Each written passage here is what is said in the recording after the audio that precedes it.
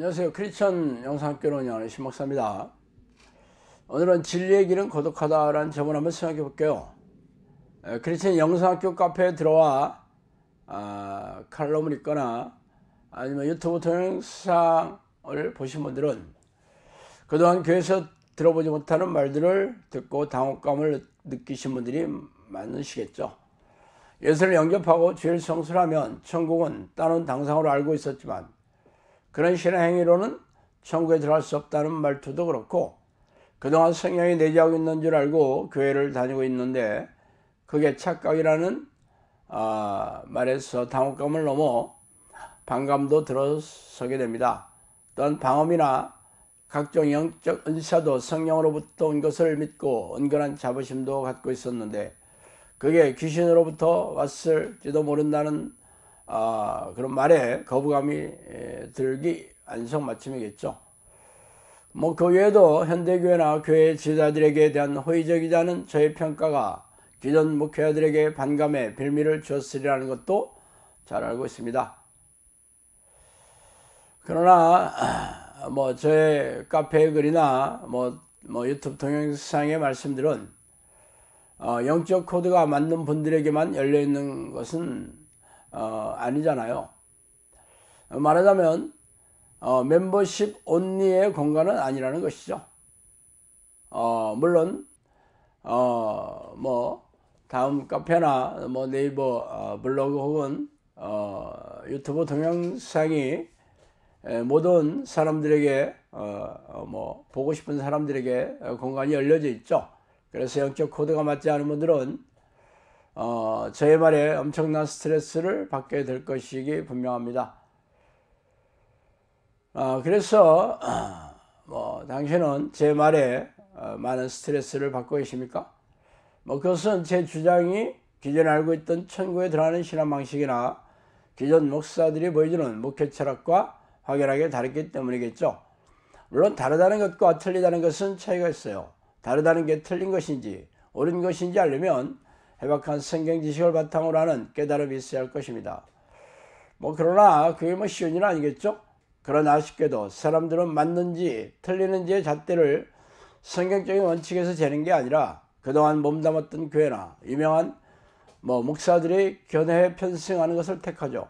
말하자면 목회자들이 주장하고 엄청난 수의 교인들이 수용하는 견해를 따라가는 것이 안전하다고 믿고 있는 것입니다. 물론 그런 생각이 그간의 삶의 과정에서 옳은 길을 제시해주는 촉도였을지 몰라요.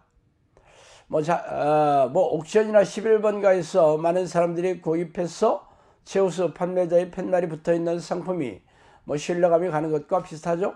구입한 상품들이 바보가 아닌 다음에야 무조건 샀을 리가 있겠어요. 수천 명이 구입했으며 호의적인 상품평도 줄줄이 달린 것으로 보아 가성비가 좋은 상품이라고 생각하는 것과 같습니다. 그래서 인기 상품의 평가가 되어 있다면 그 상품은 베스트셀러가 되는 것이 시간 문제겠죠. 그래서 출판사들이 수천만 원을 들어가며 책을 구입해 스스로 베스트셀러에 딱지를 붙이는 광고 마케팅을 하는 이유입니다.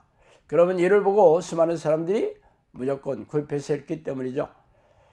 이 같은 생활 방식이 그간의 삶의 경험으로 볼 때 지혜로웠는지는 모르겠지만 신앙의 분야에서는 좀 더 깊고 날카롭게 판단해 보아야 할 것입니다.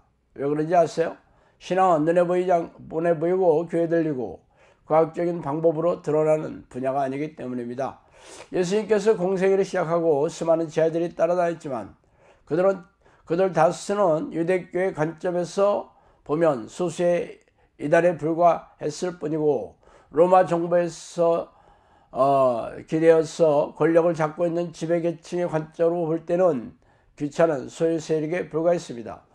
예수님에게 12제자와 많은 제자들이 따라다녔지만 그들은 언제나 춥고 외로운 길을 걸어가야 했죠.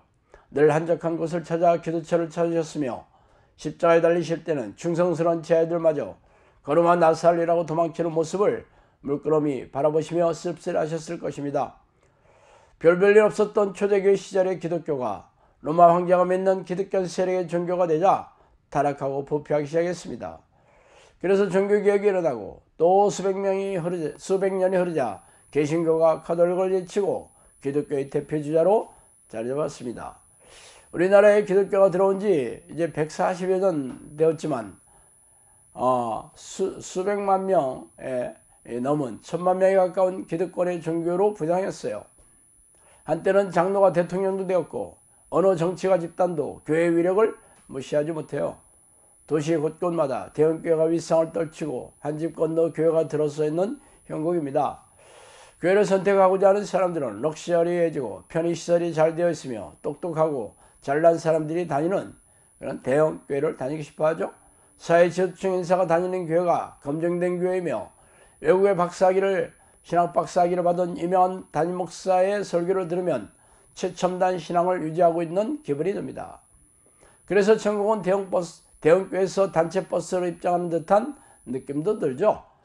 자신이 다니는 교회 사람들이 명문대학 출신으로 고위층 인사가 질비하기 때문에 천국에 들어가는 자격을 유지하는 자신의 신앙관도 의심하지 않고 있습니다. 그러나 예수님은 이단으로 배척받아 늘 쓸쓸하고 외로운 길을 걸어갔으며 12사도들 중 제명대로 살다 죽은 사람은 반모섬의 계시록을 썼던 사도 요한에 불과합니다. 나머지 사도들과 수많은 초대교회 교인들은 진리의 길을 찾아 춥고 배고픈 길을 선택해서 걸어가다 이 땅을 떠나갔습니다. 물론 제가 다수의 사람들이 선택한 길이 틀리고 소수의 사람들만이 선택한 길이 맞다고 주장하는 것은 아닙니다. 저는 단지 진리의 길은 많은 사람들이 선택한 길이라고 안심하며 덥석 받아들여서는 안 된다고 말하는 것뿐이에요. 모든 잣대는 오직 성경으로만 제어합니다. 당신이 다니는 대형교회 수많은 교인들의 교대와 해박한 성경 지식과 입담 좋은 설교로 시간에 자자한 담임 목사의 주장에 당신의 영혼을 기대고 싶겠지만 그게 성경적이 아니라면 쓰레기일 뿐입니다. 물론 성경적인 해석은 개인에 따라 의견이 분분하겠죠. 그렇더라도 그 결정은 남에게 맡겨서는 안 되고 오직 자신이 성경을 찾아 날카롭게 살펴보고 스스로 결정해야 합니다. 천국은 학식이 높은 목사나 교인들이 다수결로 결정하는 것이 아니라 오직 성경에 기록된 하나님의 뜻에 의해서입니다. 그래서 틈만 나면 제가 성경에 기록된 천국의 자격에 대해 주구장창 말하고 있는 이유입니다. 많은 사람들이 성경에 기록된 하나님의 뜻에는 관심이 없고 많은 사람들의 견해나 목사들의 주장에 안일하게 편승하려고 있기 때문이죠. 어차피 천국은 좁은 문이에요. 신부들이 라틴어로 된 성경을 독점하며 일반 교인들에게 진귀한 보물로 여겨졌던 중세교회 시절에도 천국은 좁은 문이었고 각국의 언어로 성경이 번역되어 책으로 표내어 집집마다 성경책이 쌓여있는 지금도 천국은 좁은 문입니다. 왜냐하면 사람들이 성경에서 하나님의 뜻을 찾으려고 하지 않고 기도로서 성령의 깨달음을 얻으려고 하지 않기 때문이죠.